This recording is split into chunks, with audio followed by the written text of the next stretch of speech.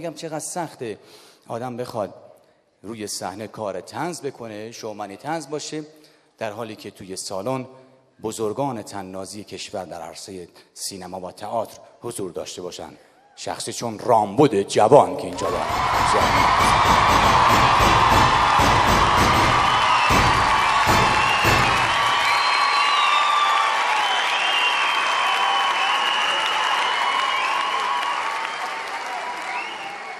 خوش اومدی رامبد جان. رامبد حرف قشنگی به من زد. گفت حسن اگر روزی در خیابان میرفتی و دیدی از روبرو صدای گراز میاد، نترس. اون شخصیه که داره خودشو آماده میکنه واسه توف انداختن. آخه خیابون جای این کاراست، من نمیدونم. این کارو کردی نه؟ مشخصه. یکم بیرون تو راهرو انداختی، روش لیز خوردم من.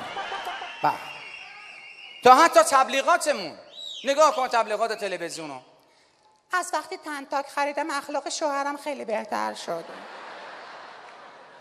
درسای بچه‌م هم خیلی خوب شده، سوراخ لایه اوزونم تنگ‌تر شده. رامبد میگم حسن هیچ چیز در یک دستشویی به اندازه این نمیتونه تمرکز آدمو به هم بزنه که این سیفون دیواری نشتی داشته باشه و قطره قطره بیفته پس یقه. میگم از شکنجه زندان گوانتاناما بدتر لاماس.